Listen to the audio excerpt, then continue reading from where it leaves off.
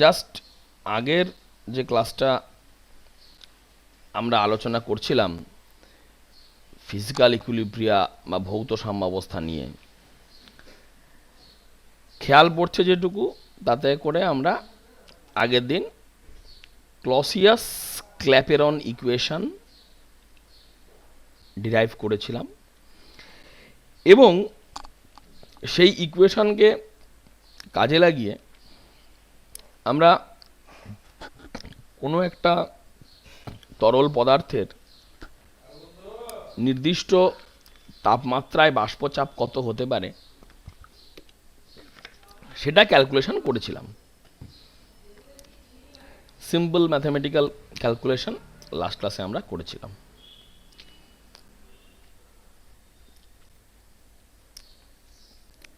এখানে যেটা জাস্ট আগের দিনের যে ম্যাথমেটিক্যাল ক্যালকুলেশন হয়েছিল সেই সূত্রেই একটা জেন্টাল রিমাইন্ডার দেওয়ার কথা, যে এনথালপি অফ ভেপোরাইজেশন যে ডেটাটা প্রবলেমে অ্যাভেলেবল থাকবে সেখানে ওই জুল অথবা কিলো জুল কোন ইউনিটটা অ্যাকচুয়ালি ইউজ করা হয়েছে সেই বিষয়টা কিন্তু মাথায় রাখা খুব দরকার। তা না হলে কিন্তু হিসাব সবসময় এরোনিয়াস রেজাল্ট আসতে পারে। তো এই বিষয়টা মাথায় রেখে আমরা যেটা ক্লসিয়াস ক্ল্যাপেরন ইকুয়েশন থেকে পেয়েছি সেটা কি, সেটা হচ্ছে যে আমাদের আন্ডারস্ট্যান্ডিংয়ের মধ্যে থেকে আমরা জাস্ট ফিজিক্যাল প্রপার্টির ওপর ভিত্তি করে আমাদের যে ডিসকাশন আমরা কন্টিনিউ করেছিলাম, সেই ডিসকাশনে আমাদের এটা মাথায় এসেছিল, আমরা বুঝতে পেরেছিলাম যে কোনো একটা লিকুইডের ভেপার প্রেশার যদি হচ্ছে আমরা তাপমাত্রা বাড়াই তাহলে বাড়বে। কিন্তু যে কোনো ভাবনা চিন্তার ক্ষেত্রেই আমরা জানি যে এই শুধু বাড়বে এটুকু আইডিয়া দিয়ে বলে দিলে কাজটা আমাদের শেষ হয় না,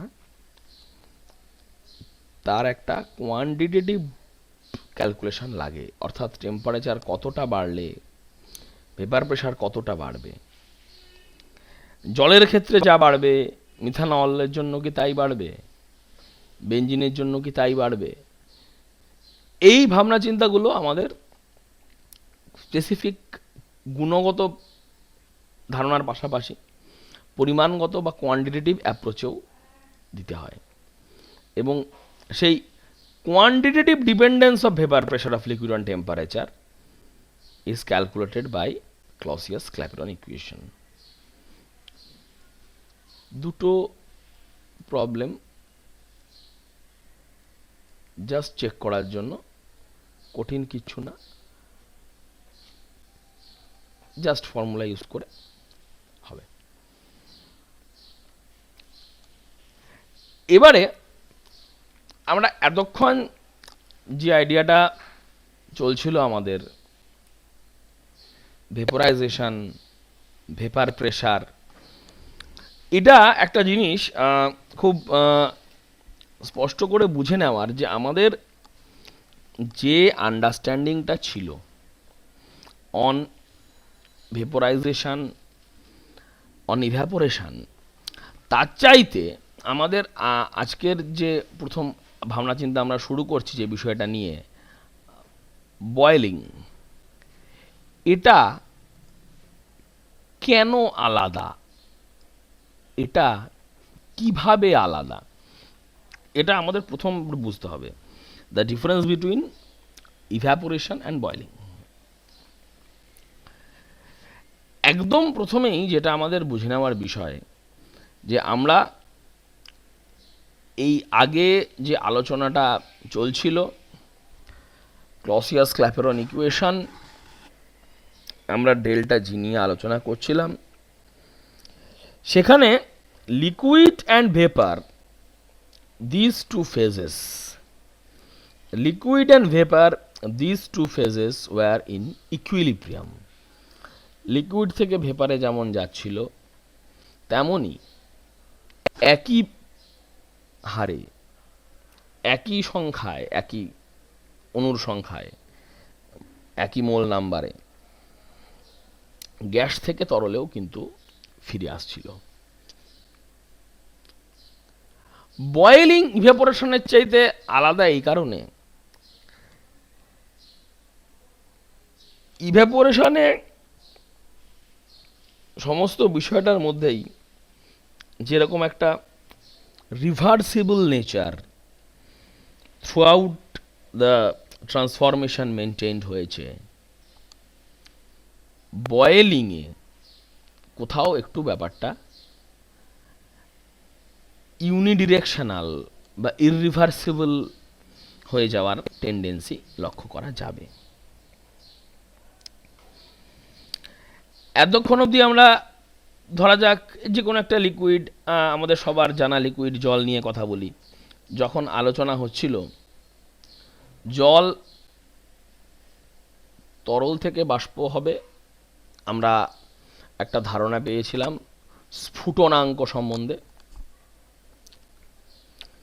যখন জলের বাষ্পচাপ অ্যাটমসফেরিক প্রেসারের সমান হবে, তার চাইতে কম তাপমাত্রায় সবসময়ই জল থেকে বাষ্প হওয়া এবং বাষ্প থেকে জল হওয়া দুটো পদ্ধতি পাশাপাশি চলতে থাকে। কিন্তু এই যে পাশাপাশি চলা, এই পাশাপাশি চলাটাকে অবজার্ভ করার জন্য আমাদের যেটা হচ্ছে প্রথম যে ক্রাইটেরিয়াটার দরকার ছিল সেটা হচ্ছে যে আমাদের যাবতীয় ভাবনা চিন্তা, আমাদের area of discussion should be a closed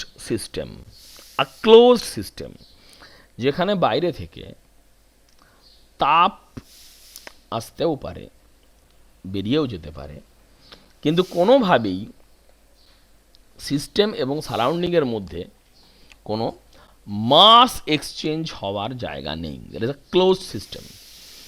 এবারে এই ক্লোজ সিস্টেমের মধ্যেই আমরা লিকুইড থেকে ভেপার এবং ভেপার থেকে লিকুইড যাওয়া আসা, এই উভমুখী পরিবর্তনকে ধরতে পেরেছিলাম। এবারে আমরা একটা ওপেন সিস্টেম নিয়ে ভাবনা চিন্তা করছি। ওপেন, এখানে কি ঘটবে?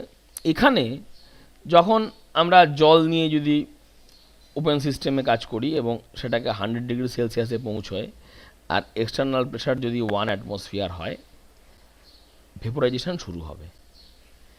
এবং যেটা ইভ্যাপোরেশনের চাইতে আলাদা, that will be through out the liquid. শুধুমাত্র ওপরের সারফেস বা এক্সপোজড সারফেস থেকে হবে এমনটা কিন্তু নয়।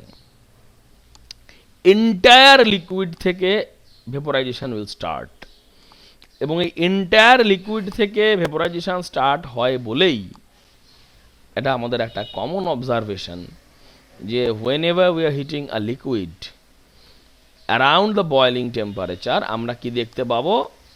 বাবল বেরিয়ে আসছে, বুদবুদ বেরিয়ে আসছে। কেন? এটা কিন্তু আমরা যখন ইভ্যাপোরেশন হচ্ছিল তখন দেখতে পাচ্ছিলাম না। কেন পাচ্ছিলাম না? কারণ যেহেতু শুধুমাত্র ওপরের সারফেস থেকেই হচ্ছে যে লিকুইড বেরিয়ে চলে যাচ্ছিল গ্যাসীয় অবস্থায়, আমরা দেখতে পাচ্ছিলাম না এই বুদবুদ তৈরি হওয়া বা ইফারভেসেন্স বা ফর্মেশন অফ বাবলস। কিন্তু এখন আমরা দেখতে পাবো, কারণ entire bulk of the liquid থেকে কিন্তু এখন আস্তে আস্তে তরল থেকে গ্যাসীয় পদার্থ বেরিয়ে আসা শুরু হয়েছে। এটা আমরা দেখতে পাবো।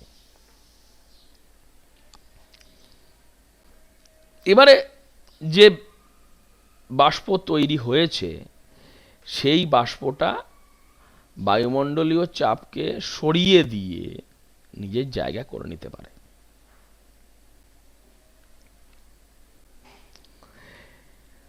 এবারে আমরা আগেই হচ্ছে যে বয়েলিং পয়েন্টের ডেফিনেশনটা ফিক্স করেছিলাম যে নর্মাল বয়েলিং পয়েন্ট হচ্ছে সেই টেম্পারেচার যেখানে বাষ্পচাপ 1 অ্যাটমসফিয়ারের সমান হয়। এবার একটু ভাবনা চিন্তা, আমরা ওপেন সিস্টেমের কথা বলেছি। আচ্ছা, যদি সিল্ড কন্টেনার হয়, সেখানে লিকুইড বয়েল করবে না।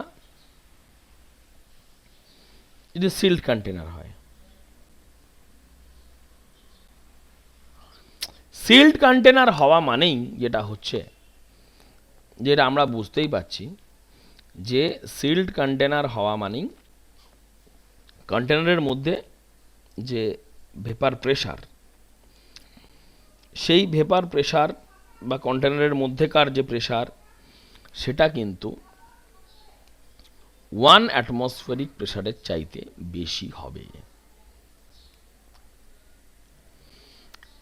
এবার এই বেশি হওয়ার ফলে যেটা হচ্ছে, পরিষ্কার কথা হচ্ছে যে বয়েলিং তখনই সম্ভব যখন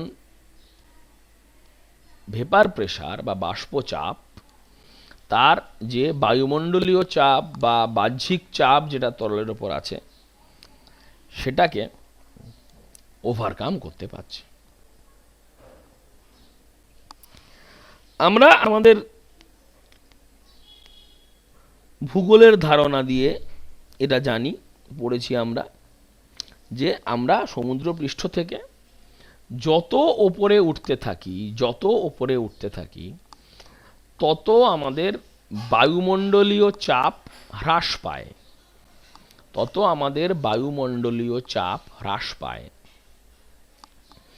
এবং বায়ুমণ্ডলীয় চাপ হ্রাস পাওয়ার কারণে বায়ুমণ্ডলীয় চাপের সমান বাষ্পচাপ আরও কম তাপমাত্রাতেই একটা লিকুইড অ্যাটেন করতে পারে। আমরা যদি আগে একটা যেটা একটা লিকুইডের বিভিন্ন টেম্পারেচারে ভেপার প্রেশার, এই যে বিভিন্ন টেম্পারেচারে ভেপার প্রেশার দিয়ে আমরা একটা লিস্ট দেখেছিলাম।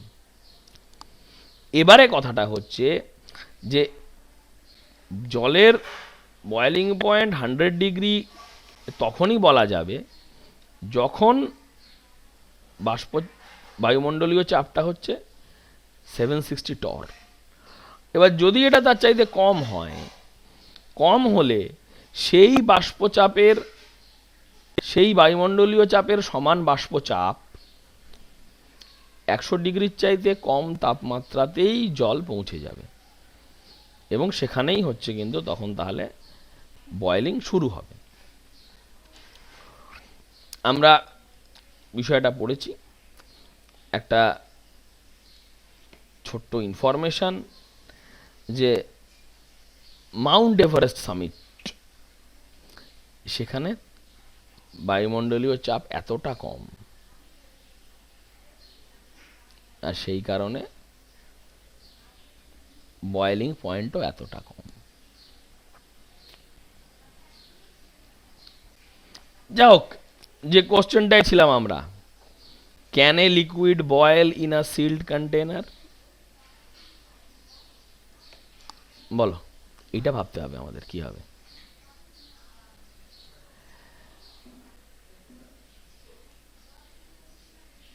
আইডিয়া স্পষ্ট। সিল্ড কন্টেনার হওয়া মানেই কন্টেনারের মধ্যে যেটা এক্সটার্নাল প্রেশার বা বায়ুমণ্ডলীয় চাপ, তার চাইতে চাপের পরিমাণ অনেকটা বেশি, এবং চাপের পরিমাণ বেশি হওয়ার কারণেই সিল্ড কন্টেনারের মধ্যে বয়েলিং পয়েন্ট বা স্ফুটনাঙ্ক নর্মাল বয়েলিং পয়েন্টের চাইতে বেশি। এর একটা সহজ উদাহরণ এবং তার হচ্ছে যে আমাদের দৈনন্দিন জীবনে প্রয়োগ আমরা দেখেছি।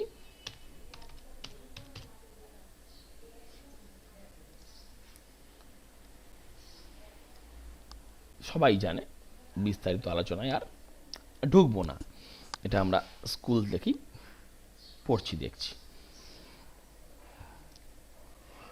এবারে এই আইডিয়াটা, আমাদের যে ধারণা, আমরা আগে ক্লসিয়াস ক্ল্যাপিরন ইকুয়েশন দেখেছিলাম। ক্লসিয়াস ক্ল্যাপিরন ইকুয়েশনের পরে আমরা স্ফুটনাঙ্ক বা বয়েলিং পয়েন্ট সম্বন্ধে একটা ধারণা পেয়েছি, এবং সেটাকে কাজে লাগিয়ে আমরা দেখি কি করতে পারি। আমরা কোনো একটা লিকুইডের বয়েলিং পয়েন্ট ক্যালকুলেট করার চেষ্টা করছি। ইনফরমেশন কি দেওয়া আছে? কোনো একটা তাপমাত্রায় তার ভেপার প্রেসার দেওয়া আছে, এবং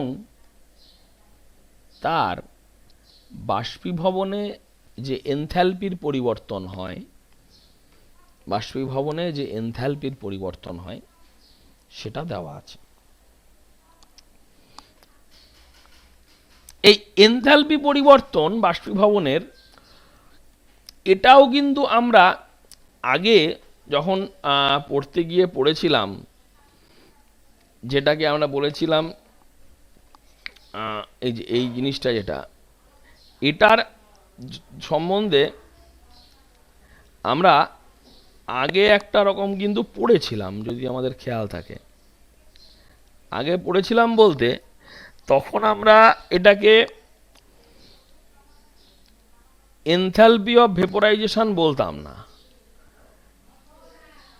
তখন আমরা ওটাকে কি বলতাম? Latent heat.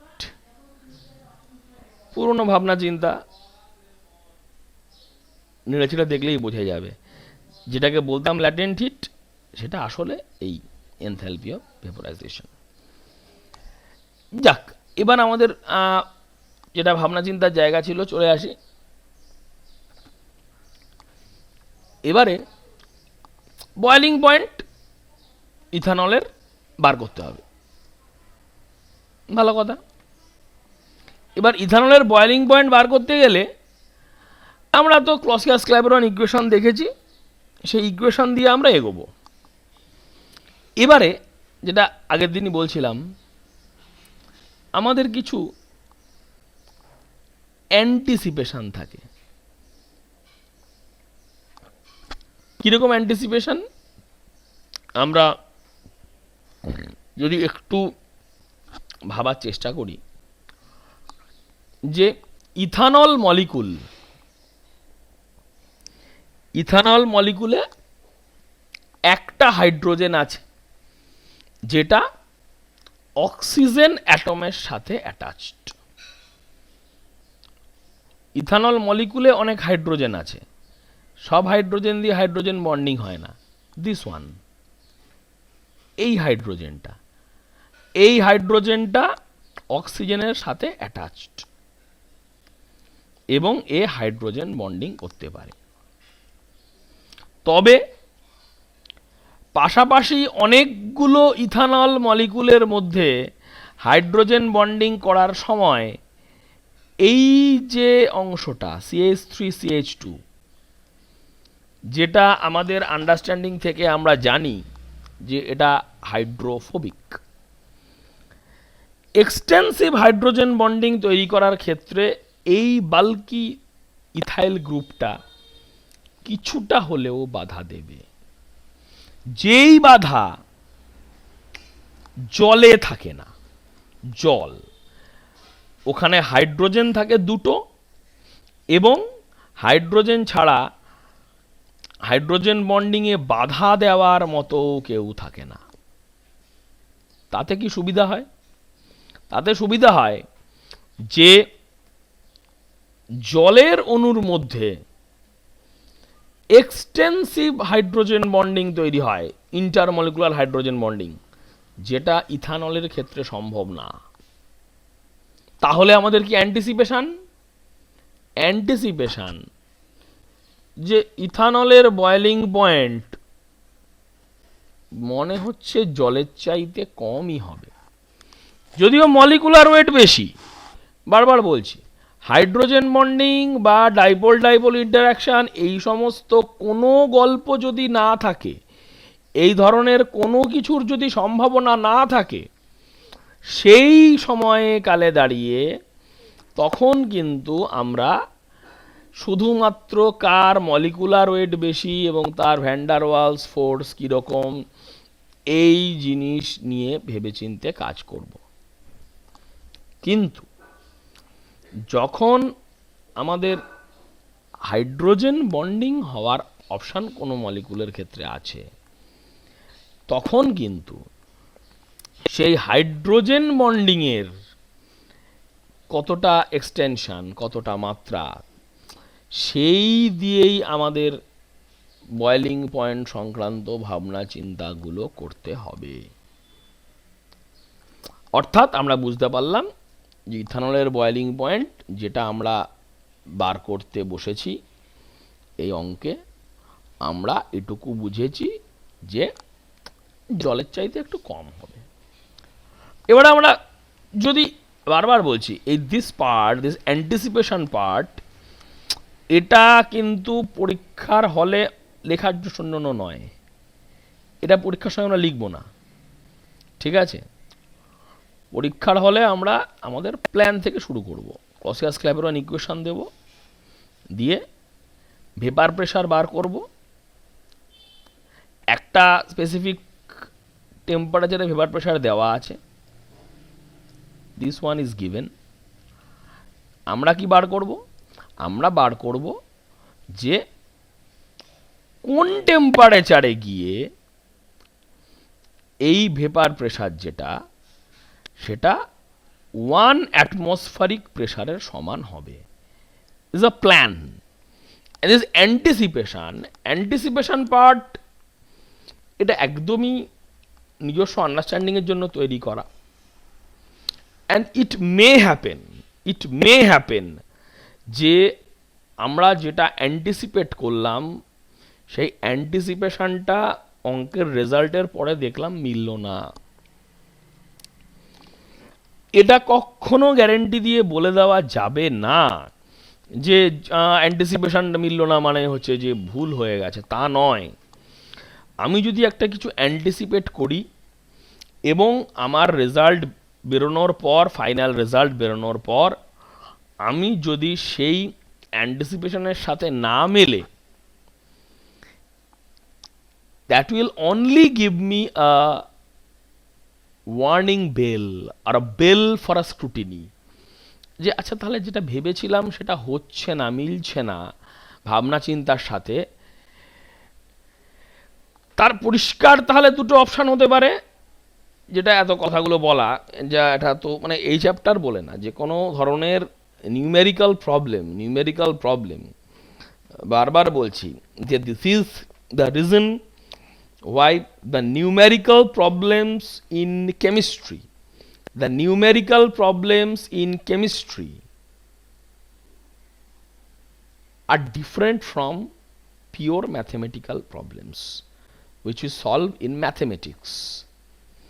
When you solve a problem in mathematics, তার সাথে কিন্তু আমার এই অ্যান্টিসিপেশন বা ফিজিক্যাল সিগনিফিক্যান্স এই বিষয়গুলো কিন্তু জড়িত থাকে না। একটা সিম্পল এক্সাম্পল দিই, যে একটা ইকুয়েশন, কেমিক্যাল ইকুয়েশন লেখা রয়েছে, তার হচ্ছে ধরা যাক আমাকে ডেল্টা জি বার করতে বলেছে। এবার যদি আমার কেমিক্যাল কমন সেন্স থেকে আমি জানি যে the reaction under consideration is spontaneous one, তাহলে ডেল্টা জির ভ্যালুটা নেগেটিভ বেরোনোর কথা। That is our anticipation. যদি অ্যান্টিসিপেশন না মেলে, দুটো কথা হতে পারে। হয় হচ্ছে যে আমাদের যে কেমিক্যাল আইডিয়া ছিল যে the reaction is spontaneous, the very idea is wrong, এটাও হতে পারে না তা নয়। অথবা ক্যালকুলেশন ইজ রং। সো আবার এখানে বলা, if your anticipation is not reflected in your final result, আমরা ভাবতে পারি কি, হয় আমার অ্যান্টিসিপেট যেটা করেছিলাম তার পেছনের যে আমার আন্ডারস্ট্যান্ডিং, তার পেছনের যে আমার হচ্ছে লজিক্যাল এক্সপ্লানেশন, তাতে কোথাও একটা ফল্ট আছে। অথবা আমি যে অঙ্ক করছি তাতে একটা ফল্ট আছে, দেখা যাক। আমরা ডেল্টা এইচ ভেপোরাইজেশন আমরা দেখেছি। প্রথমেই কি হচ্ছে, কিলোজুল ছিল, কিলোজুল থেকে এটাকে আমরা কনভার্ট করে দিলাম জুলে। কেন করলাম? কারণ হচ্ছে যে ইউনিভার্সাল গ্যাস কনস্ট্যান্ট আর, তার ভ্যালুটা আমরা জুলে পাবো। আর টেম্পারেচারটাকে কনভার্ট করলাম কেলভিনে by simple addition of 273.15. 273 will also work fine. এবার দুটো প্রেসার, একটা P1 একটা P2 আমরা নিয়েছি।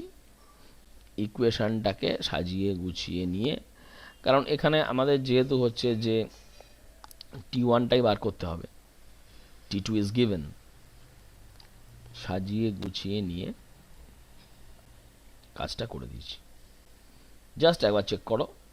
আমরা ক্লসিয়াস-ক্ল্যাপেরন ইকুয়েশন থেকে R by del H vaporization ln P2 by P1, এটা হচ্ছে আর, এটা ডেল এইচ, এটা P2, এটা হচ্ছে P1।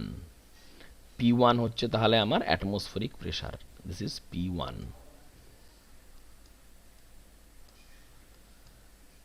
P1 এবং অ্যাটমসফেরিক প্রেসার ভেপার প্রেসারের সমান হবে, সেই টেম্পারেচারটাই হচ্ছে বয়লিং পয়েন্ট। তাহলে সেটাই হচ্ছে আমার করসপন্ডিং T1, যেটা আমি বার করার চেষ্টা করছি। 1/T1 বেরোলো, 1/T1 থেকে আমার অ্যান্সার বেরোলো হচ্ছে T1, বেরিয়ে এসছে, ফাইন। এবার যেটা আমরা ভেবেছিলাম যে এবার T1 equal to 350, 350 kelvin, 350 kelvin থেকে আমরা মাইনাস করছি 273, তাই তো? যদি আমাকে সেলসিয়াস বার করতে হয় কি হবে?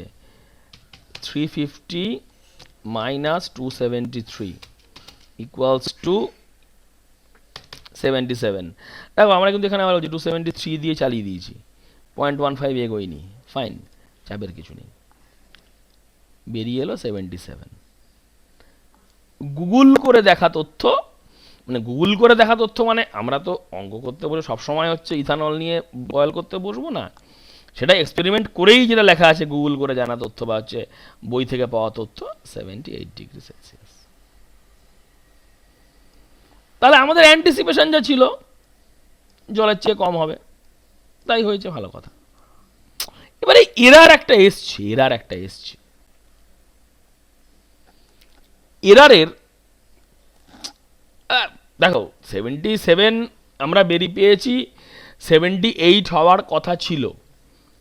হাতি ঘোড়া কিছু ভুল তো হয়নি, ঠিক আছে, আমরা বলতেই পারি এমন কি আর ভুল হয়েছে, এটুকু তো হতেই পারে, এ বলা যেতে পারে। কিন্তু তবু ওই যে স্মল এরারটুকুও কেন এলো যেটা ভাবতে হবে। ভাবতে গিয়ে আমরা যেটা দেখলাম যে এনথ্যালপি অফ ভেপোরাইজেশন, এটাকে আমরা কনস্ট্যান্ট ধরে নিয়েছি, কিন্তু এটা আলোচনাতেই আমরা বলেছিলাম যে it can be assumed that the enthalpy of vaporisation is almost constant.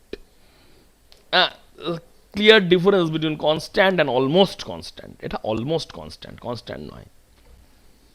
আরেকটা আমাদের গোলমাল হয়েছে, ডেফিনেটলি গোলমাল হয়েছে, that we have assumed vapor behaving as an ideal gas.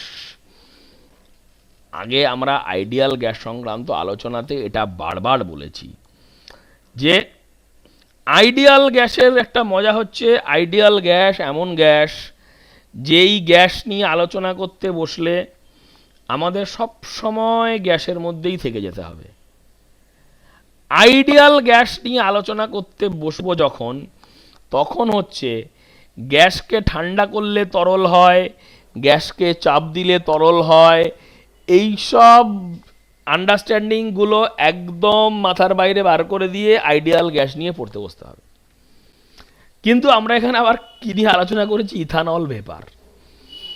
এটা পরিষ্কার কথা যে ইথানল ভেপার তার কি বৈশিষ্ট্য, কি প্রপার্টি, বিস্তারিত আলোচনায় যাওয়ার দরকার নেই।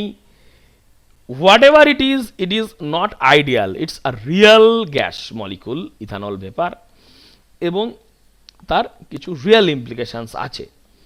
কিন্তু তারপরেও এটা বলাই যায় যে একটা লিকুইডের বয়েলিং পয়েন্ট ক্যালকুলেট করতে গিয়ে আমাদের 1 ডিগ্রি এরার এসছে, 78 আসার কথা ছিল, 77 পেয়েছি। And owing to the simplicity of this protocol, simplicity of this method, আমরা এই পদ্ধতি মোটামুটি চালিয়ে যেতে পারবো, সমস্যা কিছু হবে না।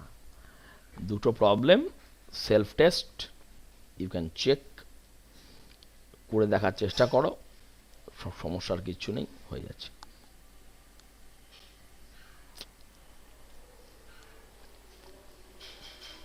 তাহলে আমরা আমাদের বয়েলিং সম্বন্ধে ভাবনা চিন্তা এভাবে কনক্লুড করলাম। এবারে আমরা এত যখন কথা বলেছি অ্যাবাউট বয়েলিং অ্যান্ড কনডেনসেশন, আমরা আমাদের আইডিয়াটাকে আরেকটু এক্সটেন্ড করি কার জন্য? For freezing and melting. এবার আমরা যদি একদম যেটা কাইনেটিক থিওরি পড়েছিলাম, বারবার বলছি, সেটা যদিও আইডিয়াল গ্যাসের জন্য পড়েছিলাম kinetic theory, but any state of matter or any change of state of matter আমরা কিন্তু মলিকুলার কাইনেটিক্স দিয়ে, মলিকুলার ভেলোসিটি দিয়ে, মলিকুলার মোমেন্টাম দিয়ে আলোচনায় ঢুকতে পারি। লজিকটা কি? একটা লিকুইডের ক্ষেত্রে কি হয়েছে?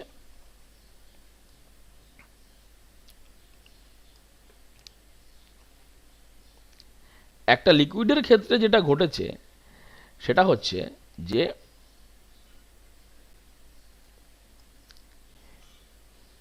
লিকুইডটা সলিড হয়ে গেছে। কখন হবে? বলছে যে যখন মলিকুলগুলোর এনার্জি এত কমে গেছে যে তার পাশে যেটা আছে তার যে সামান্য অ্যাট্রাকটিভ ফোর্স সেটাকে ওভারকাম করে আর পাশে যেতে পারছে না, যে যেখানে ছিল সেখানেই দাঁড়িয়ে গেছে। এই দাঁড়িয়ে গেছে কথাটার মধ্যে একটা বারবার একটা গোলমালের জায়গা চলে আসবে। এরকম কোনো রকম ভাবনা চিন্তা করার কারণ নেই যে সলিডে গিয়ে মলিকুলস আর আয়ন্স যা যা কিছু আছে তাদের সবার কাইনেটিক এনার্জি জিরো হয়ে গেছে, এমন নয়। বাট যেটুকু আছে সেটুকুতে তাদের প্রত্যেকটা অ্যাটমের একটার রেসপেক্টে অন্যটার, বা প্রত্যেকটা মলিকুলার একটার রেসপেক্টে অন্যটার যে রিলেটিভ পজিশন, সেই রিলেটিভ পজিশনটা পাল্টাচ্ছে না।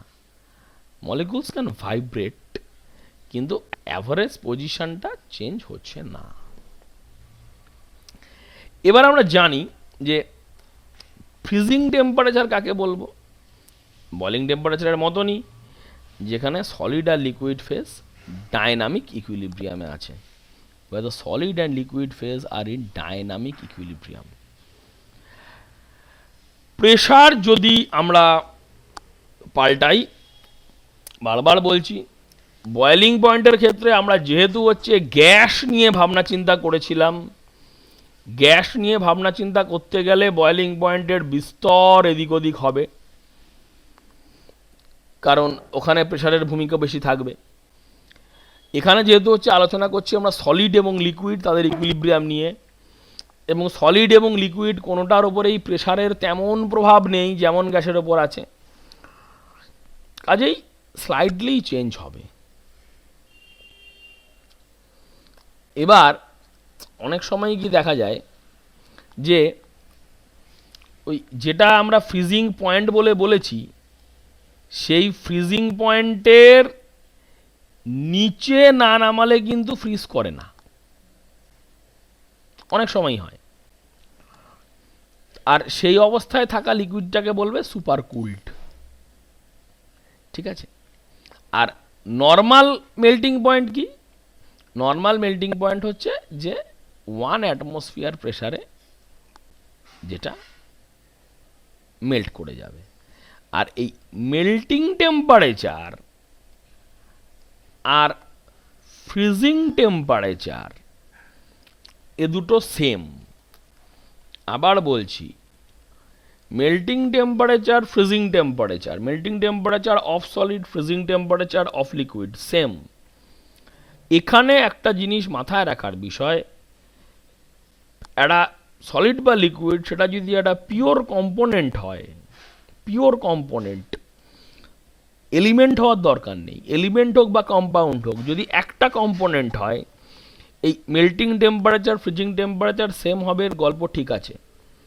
কিন্তু কিন্তু যদি একটা কম্পোজিট মেটেরিয়াল হয়, যেখানে অনেকগুলো মেটেরিয়াল একসাথে মিশে আছে, like wax, like butter, like rubber, সেখানে এরকমটা একবারে স্পেসিফিক টেম্পারেচার না হয়ে, আগে আলোচনা হয়েছে যে টেম্পারেচার রেঞ্জ হয়ে যেতে পারে। এবার জেনারেলি আমরা দেখেছি যে সলিডের যে ডেন্সিটি সেটা লিকুইডের ডেন্সিটির চাইতে বেশি। তাহলে কি হচ্ছে, যদি আমরা চাপ বাড়াই, চাপ বাড়াতে গেলে কি হয়, চাপ বাড়ালে মলিকুলগুলো ক্লোজলি প্যাকড হয়ে যায়। তাহলে আবার যখন সেই ক্লোজ প্যাকিং খুলতে হবে, তাহলে যেই আমি হচ্ছে যে চাপ বাড়িয়ে দিয়েছি, যেই চাপ বাড়িয়ে দিয়েছি, তাহলে তখন আমার টেম্পারেচারটাও লাগবে হাই। তাহলে প্রেসার বাড়িয়ে দিয়ে সলিডের মেল্টিং পয়েন্ট জেনারেলি বেড়ে যায়। কিন্তু বলেছে কি, যে প্রচণ্ড যদি চাপটা বাড়ানো না হয়, স্লাইড ভেরিয়েশনে আমরা ওটা ধরতে পারবো না। The effect of pressure is usually quite small, যদি না প্রচণ্ড হাই প্রেশার দেওয়া হয়। ঠিক আছে?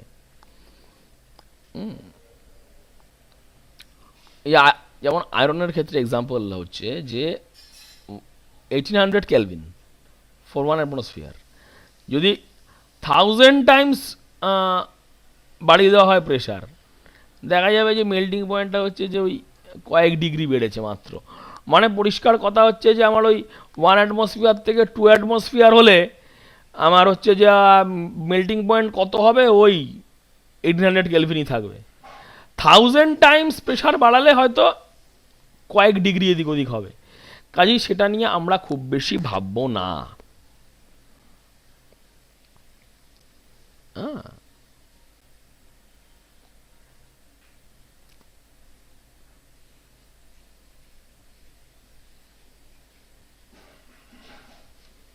তবে কি, এই যে প্রেশার কতটা বেশি হবে, সেন্টার অফ দ্য আর্থ, সেখানে আয়রন কিন্তু সলিড, প্রচণ্ড হাই টেম্পারেচার থাকা সত্ত্বেও সলিড, যে কারণে আর্থের ইনার কোরকে আমরা সলিড বলেছি।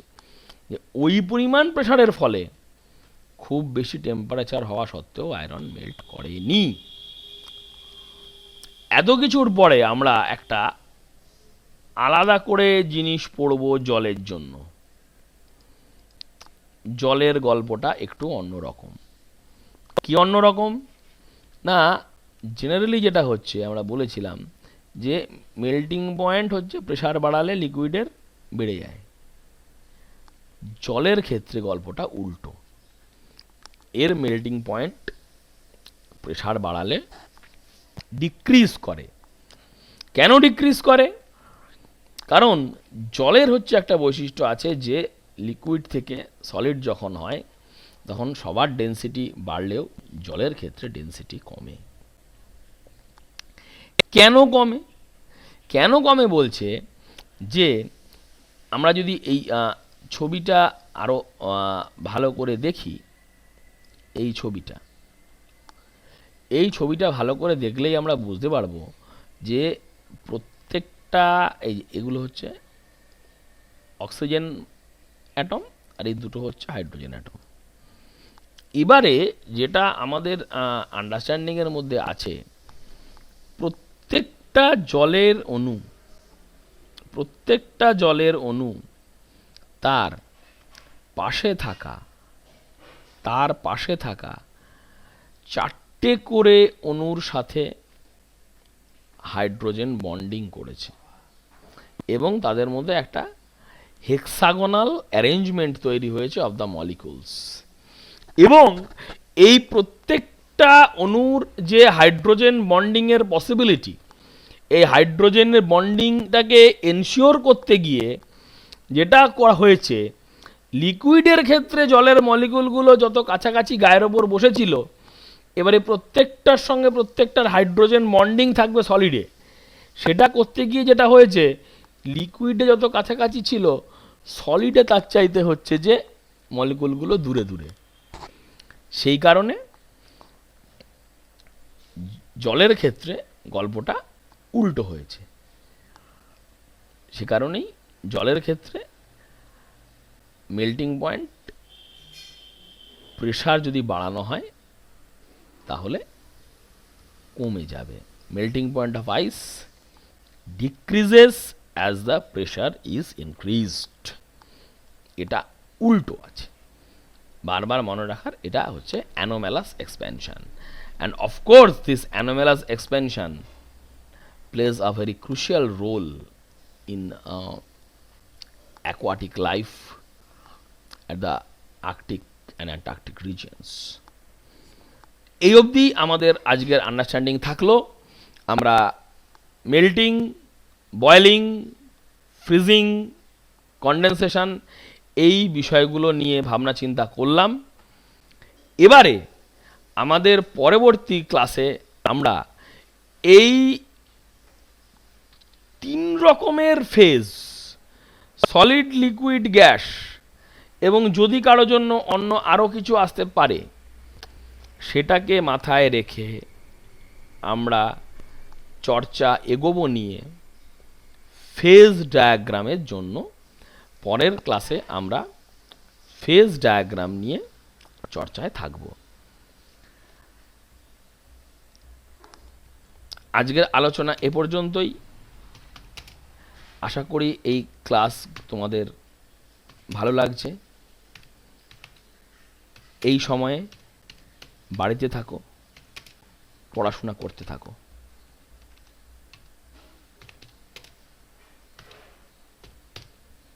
Thank you.